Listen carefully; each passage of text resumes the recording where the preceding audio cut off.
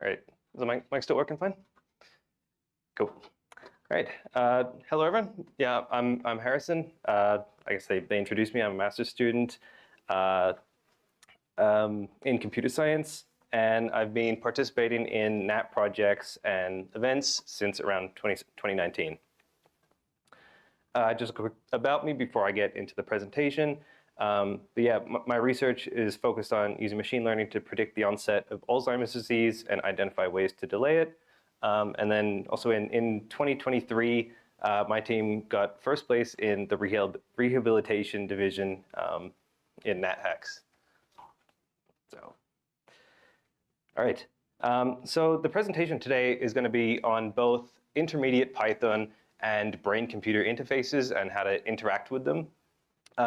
So all the presentation is going to be on a Google Colab notebook. So if you want to download the code and then you can use the code along with me, and then also afterwards, there's a lot of useful stuff in there just to reference.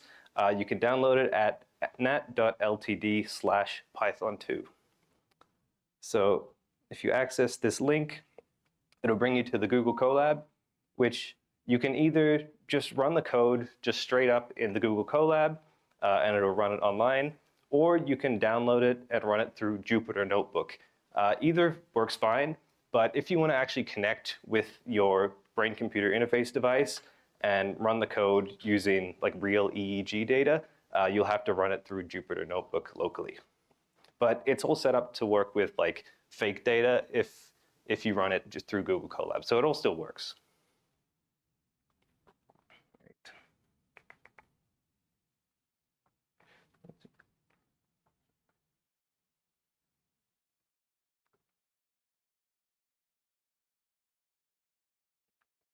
Right, can read it. Okay, so the main topics that we're going to be covering today is how to create modules and import libraries and then use libraries in Python code.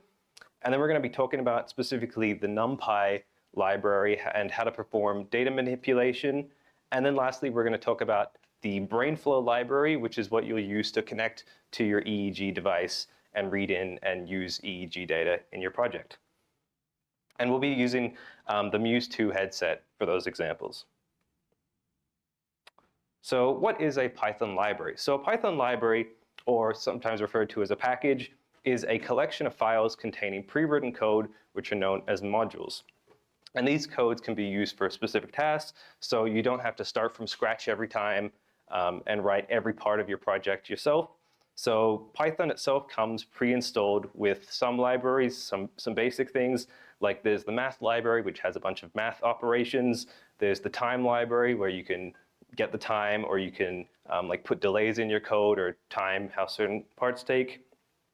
Or there's also external libraries that other people have written and have put online that can be installed, which are things like NumPy, which we'll be going over, or Pandas, which is another sort of like data storing / manipulation library. So we're going to talk about how to install, import, and then use these libraries. And then we'll talk about some specific libraries that will be useful for doing any like EEG or biosignal project. So first, let's talk about how you can create and use your own modules. So because you're doing team projects and you're probably going to have a lot of code, you don't want to throw all of your code just in one massive file because things can get really messy and confusing. So to make it a bit easier, what you can do is you can store your code in different files, and then you can just reference certain parts of these files when you actually need that code. So for a simple example, let's say you have some file called module_a.py, where we have two functions. The first is called add, and it takes in two arguments, a and b, and it just returns a plus b. The other one is subtract, which takes in a and b again, and returns a minus b. So let's say you wanted to use this add or subtract functions in another file. So let's say you've got this file called module_b.py. This code actually won't run in the Google Colab. It'll give an error, but this is just an example if you had like a file outside of it. So what you can type is, if your file is called module A, the other one, you type import module A, and then the way you can use those functions is if you type module A dot add, and then, for example, we're calling the add function with 1 and 3, then that'll call the add function and return 4. And then on the other hand, you can do module A dot subtract, and you can get, if you put in 5 and 2, it'll return 3. Another way you can import things is you can just import specific parts of that file. So instead of importing the entire file, you can just import a single function, for example. So here we're just importing add. So we type from module A, import add. And now we don't have to do module A dot add, we can just call add directly, and then that'll call the add function from module A. Lastly, you can also rename the module for, if you want to, if it's like a really long file and you just want like a simple way to reference it. Here we're just renaming module A as my math. So we just do import module A as my math, and then we can use it the same way you would use module A. So I've separately just written some separate files with all this code just to show how it works. So if we call, module B, which is the one that does both the add and subtract, so this code, so it should print out 4 and then 3. If we run that, it'll print out 4 and 3. And the other ones will print out, it'll print out 8, and then it'll print out 1 and 6. Now, if you want to use libraries that other people have made, you're going to first have to install them. If you're using one of the libraries that comes with Python, you don't have to worry about installing it. It comes pre-installed with Python, and you can just import it like we did with the module we created. But if you want to install other libraries, you'll have to use pip. And pip also just comes with Python. And the way you install libraries with pip is you type in pip install and then whatever the name of the library you're installing. So in this case, we're installing Brainflow. You enter this in, if you're on Windows, you enter it in your command prompt or your terminal. And in Mac or Linux, again, you enter it in your terminal. In Jupyter Notebook, we have this exclamation mark. You don't put that in your terminal. What that does is it's just telling Jupyter Notebook to run this as like something in a terminal rather than running it as Python. So if we just run this code, it'll just start the install process. Usually it doesn't take too long to install stuff. Okay, so in this case, I already have it installed, so it's going to give me that error. It's not really a warning, I guess. A better way to install things, though, is to actually specify the version of Python that you want to install it to. So most people are probably just going to have one version of Python installed, so you can just run pip like this way. But if you have multiple versions of Python, you can specify the version by typing Python or whatever. Like if you have Python 2 installed, you can do Python 2 and then -m and then pip install your library. And then that'll install it specifically for that version of Python. You can also specify the exact version of the library, because usually with a lot of these libraries, people make changes over times. But some projects, if you're trying to like run an old project or something, it might depend on an older version of that library. So you might have to install a specific version. So in this case, we're installing NumPy, doing the python-m pip install NumPy, but we do equal and then 2.0.0 to install NumPy version 2.0.0. And then we'll run that. I think I probably already have it installed.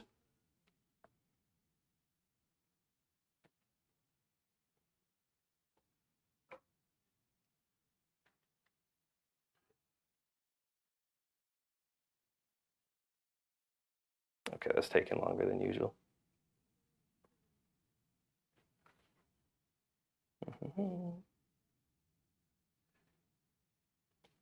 Okay, so it's already installed. I don't know where for a second. We can also verify which version we installed and make sure we actually did install version 2.0.0 by using the pip show, and then you enter the name of whatever library you want to check. So in this case, we're checking what version of NumPy we installed, and we can see we installed version 2.0.0.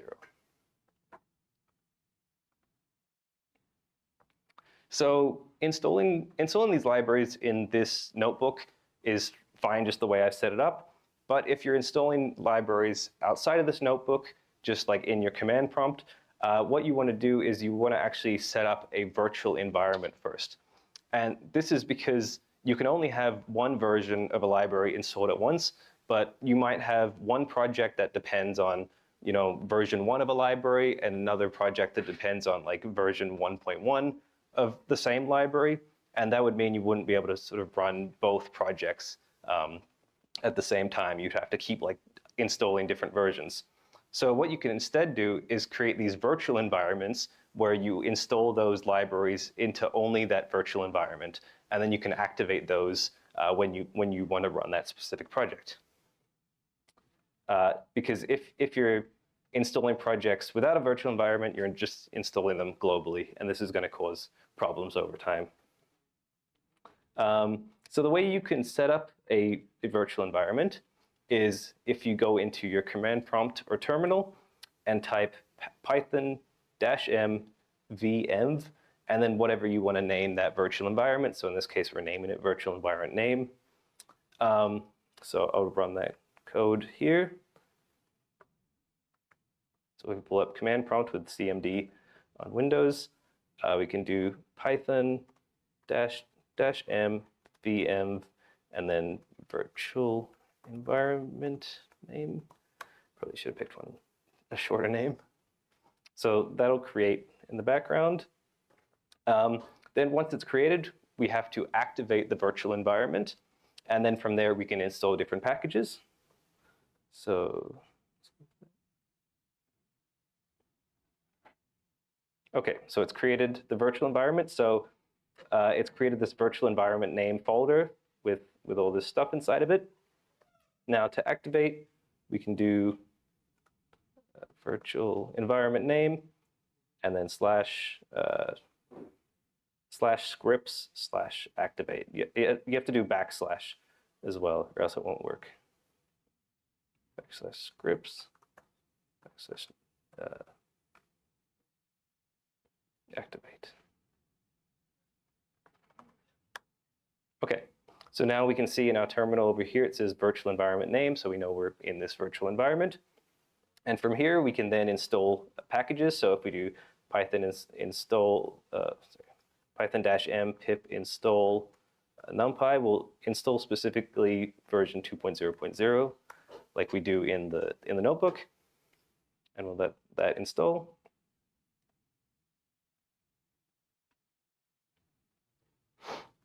And then once that's installed, we can then just run Python like we normally would. So just like if you have a project, you could just run it in this virtual environment normally. So if we do Python-m pip show NumPy, and we go all the way to the top because it puts a lot of text in, we can see that we installed version 2.0.0. Now to get out of your virtual environment, you just type deactivate, and we've exited our virtual environment. And if we look at which version of NumPy we have installed again,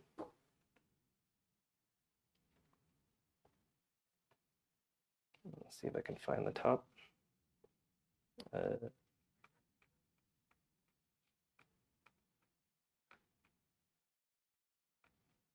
Okay, so I think I have 2.0.0 installed globally, so that's a bad example. But it would be a different version normally. Okay, so that's how you use a virtual environment and install libraries. Now let's just talk about some libraries that might be useful to you for your project. So the first one is time, which time is a library that comes pre-installed with Python, and this allows you to either like get the current time or to time how long your code takes if you're trying to figure out which parts are running slow, or you can call time.sleep, which causes your program just to basically wait and freeze for 3 seconds, or however many seconds you specify, which we will be using later in the code, actually. There's also the math library, which is helpful for if you want to do any like math operations. Python's pretty standard with, or pretty basic with what it comes with. So the math library has a lot of useful ones. The pickle library, the pickle library is useful if you want to save data and then like load it later, just so you don't lose all the data when you finish running your program. So in this case, it allows you to just save, like if you have like a list, you can just save that list as a binary file and then load it back, and then just load it back as a binary file, and then you just have your exact list again. So in this case, you don't have to save it as like a text file or a CSV file and then have to like write some code to read from that properly. It's just a very easy way to save and load stuff. And then there's NumPy, which NumPy is a library which allows you to create and manipulate arrays or matrices. So you can store your whatever numerical data in these matrices, and then you can perform like linear algebra operations on them, which you probably won't need to do for the most case, but it's very useful for storing numerical data. And the reason it's important to us specifically is the Brainflow library, which we use to record and read our EEG data. It outputs its data in a NumPy format. So we need to at least know how to sort of access that data and interact with the output from Brainflow. So in this case, what we're doing in this code is we're importing NumPy and we're renaming it to NP. That's just like, I don't know why people do that. NumPy is already short, but it's pretty standard to just rename it as NumPy in like a lot of the NumPy examples on the official like website, they rename it as NP. So it's just standard to do, I guess. So in this case, we're making a NumPy array, like a 2-dimensional array with 3 rows and 4 columns. So we have row 1 is 1, 2, 3, 4, row 2 is 5, 6, 7, 8, and row 3 is 10, 11, 12, 13.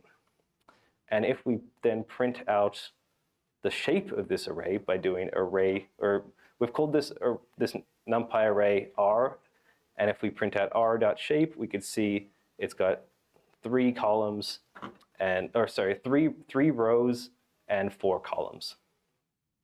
Now, if you want to access this data, you need to know how to like index these arrays. So to access a single element in this array, we have to specify the row and the column of the array of the element that we want to access.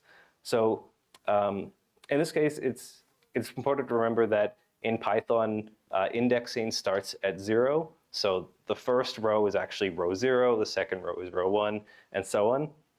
So in this case, if we want to access the element in row 1 and column 2, all we do is we call r and then square bracket 1 dash 2, and then that just returns our element at 1, 2. So if we print that, it returns 7, which we can see in this case is in row 1, column 2. We can also just access an entire row or column if we want to. We do this just to access an entire row, you only have to put in the row. You don't have to put in any column, and that'll return the row. You can also, in place of the column, put this colon. That's not necessary, but if you want to access the row, you have to put a colon and then the column number that you want to access. So it might, I don't know, I guess it's a good habit to get into putting just an empty colon, and it just sort of makes it easier to read as well. So in this case, if we print this out, we can see row 1 is 5, 6, 7, 8, which from our original array is the row that we wanted. And then the column, we printed out the column 1, which is 2, 6, 11, which in this case we can see is 2, 6, 11. We can also perform slicing if we want to access just some of the rows and some of the columns rather than an entire row and column. In this case, you just specify the start index and the end index of the row and column that you want to slice. And the end index is not included in the data that's output. So in this case, if we want to access just rows 0 and 1 and columns 1 and 2, we specify the start index for the row as 0 and then 2, which isn't included. So that's just going to return 0 and 1. And then for the column, we put in 1 and 1 to 3. So that's just going to include columns 1 and 2. So if we print that out, we've got 2, 3, 6, 7, which in this case is 2, 3, 6, 7. It's the data that we were looking for. Lastly, you can also use an array to index another array. So in this case, if we create an array with 2 values in it, 0 and 2, and then we use that to index the original array that we have, that's going to use that 0 and 2 as the rows that we want to index. So if we run this, it'll return the first row, or I guess the 0th row, and the last row, and it'll just leave out the empty row in the middle, or leave out, yeah, row 1 in the middle. Okay, so that's the basics of NumPy. That's all you really have to know for the rest of this notebook. There's some other useful libraries that you might use for your project that I won't go over in this. There's JSON or CSV, so that's if you want to save your data in an easier to read format like .json or .csv. There's pandas, which is kind of like NumPy. It's another way to like store your numerical data in a structured way. Pandas, though, it has less, I guess, like matrix operations, but it allows you to like name rows, and it's got a lot. It's another way of storing your data essentially. There's also matplotlib, which we'll use later, that allows you to like create pretty figures and graphs to look at your data, which is useful for seeing if there's like any issues with your EEG data. There's MNE, which is a package that's kind of like BrainFlow, but it's mostly just for like pre-processing like biosignal data, so like EEG data and like EOG data and stuff like that. It has quite a bit more than BrainFlow for analyzing it, but you can't use it just to like read the data. And then there's scikit-learn, which is like probably the most like simple machine learning library for Python. It's got a lot of like machine learning models that you don't have to fiddle around with. You can use in just like a couple of lines. Or there's TensorFlow or PyTorch, which are more advanced ones, and you have to like specify the whole model. And if you know about machine learning, then they're a lot. They give you a lot more control. Okay, so let's get into the more fun part, which is actually reading the EEG data. So to read the data from my headset, we're going to use the BrainFlow library. So what is BrainFlow? BrainFlow is a Python package that you can use to read data from your biosignal devices and pre-process it. One of the reasons it's quite helpful is that it is model agnostic, which means you can write code. You don't have to like write code for each device you want to use. A lot of the way you interact with these devices in the code is very, very simple, and you only have to make like one slight change to like read data from a different device. So that means if you write your code for like the Muse2, and then for whatever reason you have to switch to like, you know, an open BCI or another device, you don't really have to make that many changes. It also includes a synthetic board, which is just something that it outputs fake data that kind of looks like biosignal data, and that you can use that to test out your code without having to actually have access to an EEG headset. So you can just make sure it like runs properly. There's a lot more documentation for BrainFlow. So if you want to like read, they've got a bunch of examples here. They have a bunch of code samples, and then they have all of their functions and stuff that I won't have time to cover everything. So yeah, you can access their documentation if you want to learn more. It's also available in languages other than Python. We're just going to be focusing on Python because that's the easiest. But it also is available in language like C#, Java, MATLAB, and a few other ones. And then it also supports a bunch of biosignal devices. So it does support the OpenBCI and Muse, which you'll have access to, or you might have access to during natHacks, but there's a bunch of other devices as well. So firstly, let's make sure you have BrainFlow installed. So I did use BrainFlow as an example earlier, so you should have it installed if you've been running the code, but we'll just make sure that's installed.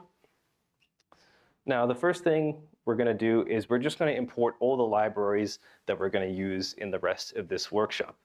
So from BrainFlow, we're going to import a bunch of different modules and functions that we'll cover when we get to them. And then we'll also import NumPy and the time library. So to connect your device to BrainFlow, for the most part, you just need to know two things. You need to know the board ID, and you need to know the serial port number. So the board ID is pretty easy to find. All you have to do is you just go to the BrainFlow site, and under the Python user API section, which we'll go to here, it has, for each device, the board ID. So all you have to do is you just go here and you find your device on this list, which in this case we're going to be using the Muse 2, and we can see it has board ID 38. The serial port is a little bit trickier to figure out. The serial port is whatever like USB port your device is connected to, like your Bluetooth dongle or however you're connecting it. If you're on Windows, the way you find this is you just open your device manager, and then if you go down to the ports, COM, and LPT section, you just find your device there and it'll say the name of it. So in this case, I just have a screenshot of the device manager, but this is what it'll look like. Unfortunately, it's probably not going to say the name of your device exactly. It's going to say like something like this, standard serial over Bluetooth link. But one way you can just figure it out is you just unplug your device and plug it back in, and you see which one disappears and appears again. For Mac OS and Linux, I'm pretty sure the way you do it is you open your terminal and you type ls/dev/period and then asterisk, and then that'll print out all the devices that are connected that fit that like naming terminology, and then you should find your device in there. Again, I don't think it'll say the exact name of the device, so I think if you run that code and then you like unplug or plug your device back in and run it again, you should just be able to like see the difference and see which one changed, and that's probably your device.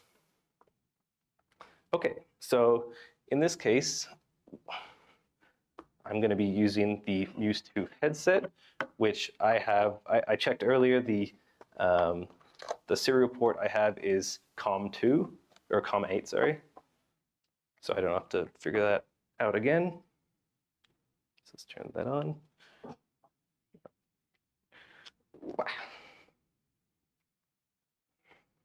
Okay. So the first thing that we're going to do in our code is we're going to create this BrainFlow input params object, which comes from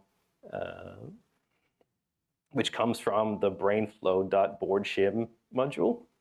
And this just stores all the information about the board, but the only piece of information that matters to us is the serial port. So in this case, if we create our BrainFlow input params object and call it params, we just change the serial port attribute of this to COM8, or whatever your like device was called, or the serial port was called. So I'll run that. Now, what we're going to do is we're going to actually try to connect to the board. So first, we're going to run this code where we've specified the board ID as 38 for the Muse 2. And then we create this board shim object, which also comes from brainflow.boardshim. And then we specified the board ID and the params object as arguments. And then we're going to call board.prepareSession, and that's going to set the board up, or like the device up, to be ready to output data. And it's going to make sure that we can like successfully connect to the device. Now, I've put the code in a try except block because if it doesn't connect to the device properly, or there's some sort of error, it's going to throw an error and it'll crash. And in this case, if it crashes, it's going to run this code where where it changes the board ID to that of the synthetic board and sets that up. And in that case, it's going to create this, this object that we can interact with the same as you would this headset, but it's going to output fake data. So we can still run the rest of the code.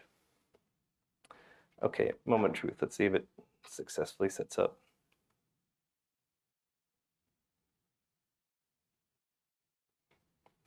Okay, successfully prepared physical board. So it connected to the Muse2 headset just fine, so now we can run the rest of the code with the real data. Okay, so to read data from the device, the one thing that's important to note is that once you start streaming data from the device, it stores it in an internal buffer, and then you have to like access this data through different functions. Some functions will take out all the data from that buffer and just like clear it all out, and some will leave it in and just like access it. So it's important to understand which function you're using and what it does, because like if you're running a function that doesn't clear out the data and you're calling that a bunch, you might access like data you've already seen before, and you just have to be careful about that. Okay, so now that we've verified that the board can connect properly, we're going to run this code, which is going to prepare the session, and then it's going to run, oh, also say the last one, at the end we release the session, which you have to do every time you're sort of done with the board for the moment, because you can only be connected, you can only have one thing connected to the device at once. If you're trying to like, if I tried to connect again without releasing the session, it would throw an error. Okay, so we prepare the session and then we release the session, and now here we're going to prepare the session again, and then we're going to call board.start_stream, and that's going to start outputting device. The board's going to start like reading EEG data, and then we're going to call time.sleep, and that's just going to tell the code just wait 5 seconds and do nothing. And then after that, we're going to get all the board data. So we're going to call get_board_data, and that one clears out all the data from the buffer. So that's just going to read, that's going to take all the data that was recorded in that 5 seconds, and then we can play around with it. And then after that, we're going to just stop the stream and then release the session again. So if I run this,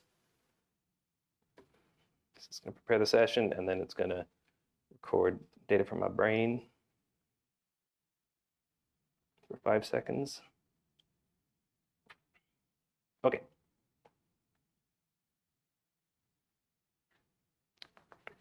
And now it's, I think it's just, okay, now it's done.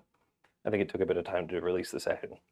Okay, so we have this, we stored the data from the headset into this variable just called data. And now if we print out the type of data, the type of object that is, we can see that it is a NumPy array. And if we print out the shape of that, we can see it has 8 rows and 1,224 columns. This means it has 8 channels, and for each of those channels, it recorded 1,224 samples. Now, the Muse headset only has 4 sensors. So 4 of these channels aren't actually EEG data.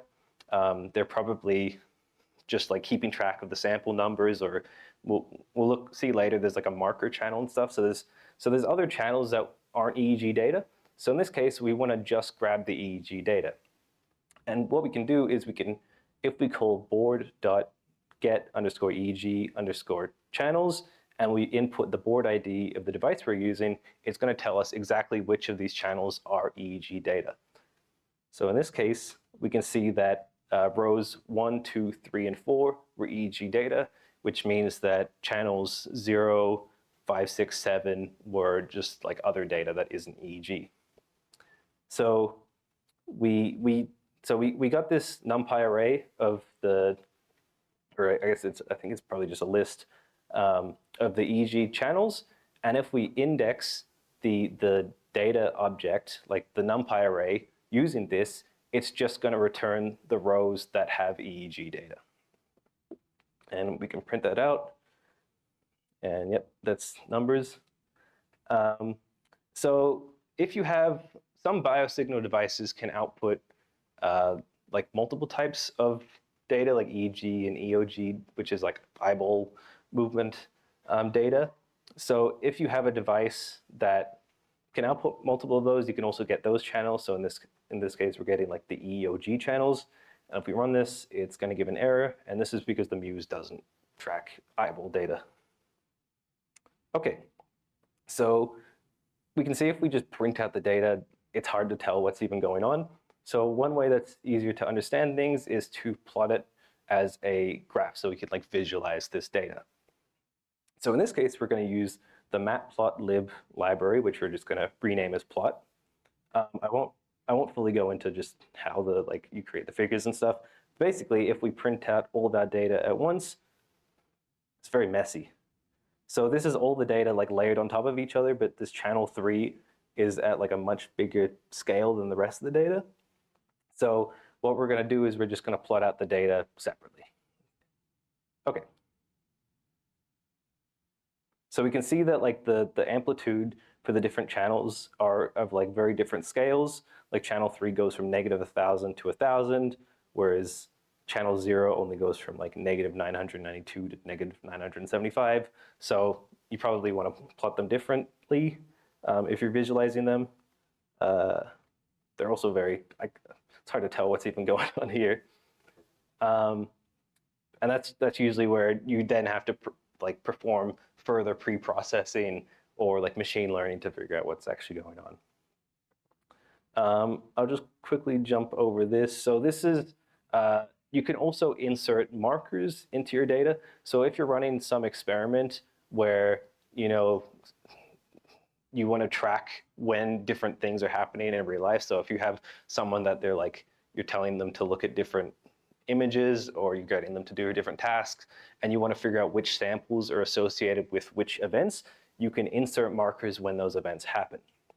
So in this case, what we do is we just start the stream and then we insert markers every so often with like a specific value.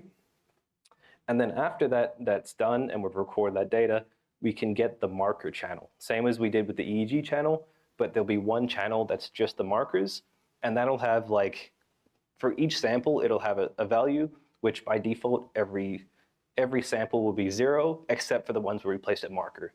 So all you have to do there is you just find which samples have values other than 0, and those are like when your events happened. You can also read data live. So earlier we recorded the data, we had to wait 5 seconds, and then we got all the data, and then we processed it. You can also read the data while you're streaming it, or at least very soon after. And the way you do that is instead of doing, previously we did get board data, you can also do get current board data. And here you have to specify the number of samples you want to access. So the number you put here is telling it, okay, if we put in 25, we're saying give me the 25 latest samples that have been recorded. And this is where I was saying you have to be a bit careful because the board only records samples at a certain speed. I think the Muse is it records 125, either 125 or 250 samples every second. So if you're accessing the data super fast, you might be accessing, old data essentially, and you might not be getting data as fast as you think you are. So you have to figure out, or I think I'll do it later. You can get the sampling rate of the board, and then you can figure out how often can I actually access data. Okay, so I'll just quickly run that. So that's just going to record data for 10 seconds, and then every, what is that?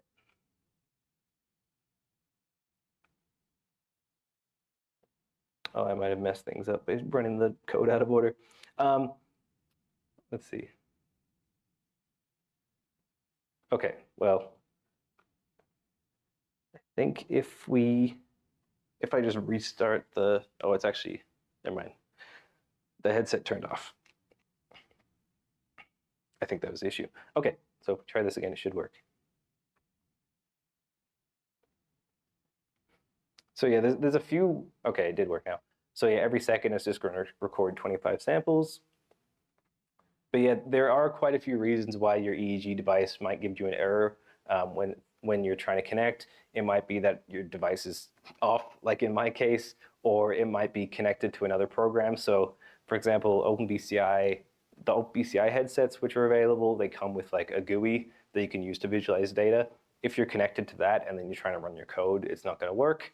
Other issues that I've seen in the past at natHacks is that because this is Bluetooth and like multiple groups have like there'll be multiple Muse headsets probably running at the same time. You might have issues where it's connecting to like someone else's device, or someone else is connected to your device and now you can't connect to it. So there's a few things you have to troubleshoot if you're getting an error like that. Okay, so one thing that I think is probably useful and I haven't really covered in past years is the get band power functions. So this is like one of the pre-processing functions that comes with BrainFlow. So a lot of projects usually, or some projects I guess, usually involve things like trying to detect like emotions or trying to detect if someone's sleeping or stuff like that. And usually those depend on looking at the band powers or like the frequencies of the brain signals. And trying to calculate that yourself with like Fourier transforms is a pain.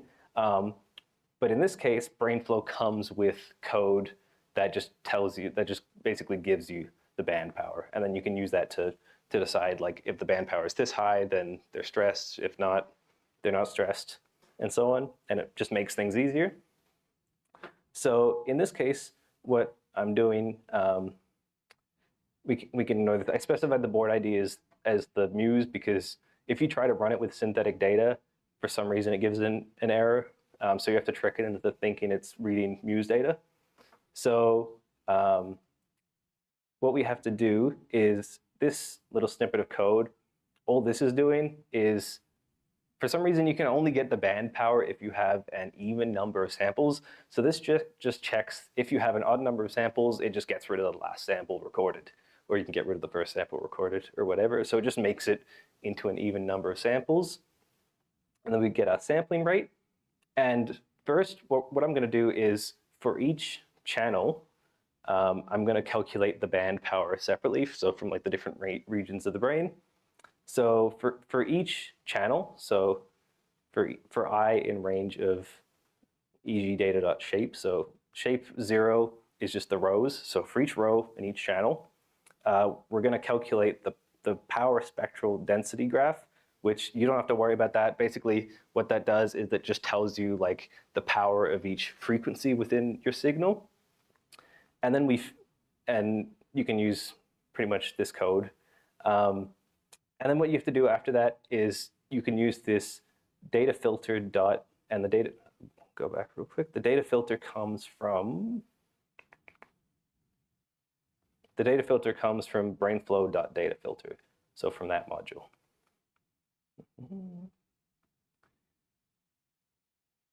And then you can go datafilter.get_bandPower, and then you put in your PSD, which is the power spectral density, and then you specify the start frequency and the end frequency. So within EEG signals, there's like 5 or so like bands or sort of like ranges of frequency that are associated with different functions of the brain. So there's the delta, which is generally from like 1 hertz to 4 hertz, theta, which is from 4 to 8, alpha from 8 to 13, beta from 13 to 30, and then gamma from 30 to 50 in this case, or like 30 to 100 or something, basically like the rest. And we're calculating the band power for each of those. So in this case, we're doing it for each channel separately. You can also just get the average band power across all of your channels, which is a lot easier, and you'll probably just want to do that instead. And in this case, all you have to do is you give it the EEG data, and then you tell it which channels you want to access. So in this case, we're just going to access the EEG channels. And then you give it the sampling rate, which we got at the start with board.getSamplingRate. And then that returns the average band power and the standard deviations of the band powers across those like five bands, like the alpha, beta, theta ones. So if we just run this and hope it runs, okay. So we can see what we've calculated is for each of the different sensors, each of the 4 sensors on the headset. We've calculated the values for these different channels, or different bands, sorry. And then at the end, we'll also just calculate the average across all of those, which is, it's going to be different from if you just took the average of each of these, just because it takes like, I think it takes the average of the power spectral density across channels first and does something different. But that's basically like 2 different ways to get the band power. You can either get it per channel or you can get it across them. All right, last thing I'll cover quickly is just how to save and load your data. So if you're running like an experiment where you're recording a bunch of data, you want to make sure you're saving that data so you don't have to like run that experiment every time. And what you can do is if you have your EEG data or just like your NumPy array, you can just call datafilter.write_file, and then you put in the file name. So in this case, we've named it EEG_data_test.csv. So it's saving it as a CSV file. So it's sort of like an Excel file essentially. And then you have to specify how you're writing that file, or like the mode of writing that file. So in this case, you just put W for that, for write. You can also put A for append if you want to like keep adding to the same file. But in this case, we're just going to overwrite it. And then you can read your file by just using datafilter.read_file, and then you put in the name of your file. And then in this case, we can see that the data that was written and read has the exact same shape, and this is the difference between all the values, which is, all that's basically saying is they're not the exact same, but they're very, very close because there's like floating point errors and stuff. But yeah, essentially you can save your data and read it pretty much exactly the same. And this last bit is just how to, I won't go over it, but it's basically how to convert the BrainFlow NumPy like output into a format that can be used for the MNE library I mentioned earlier, which has like more functions for manipulating and processing EEG data. But you have to do like a bunch of things first to get it to work. And that's everything that I wanted to cover today. So I guess thanks for listening, thanks for coming, and good luck at natHacks. Do we take questions? Yeah. Does anyone have any questions? Yes. Oh, yes. I'll just pull that up again. Yeah. The link to the notebook again, if you missed it, is nat.ltd/python2. And again, the Google Colab only works for the synthetic data. If you want to verify your code or verify your like device on the code itself, you have to run it as a Jupyter notebook. So you have to like download it as like a .ip YMB or whatever it is. Yeah. Great, thank you.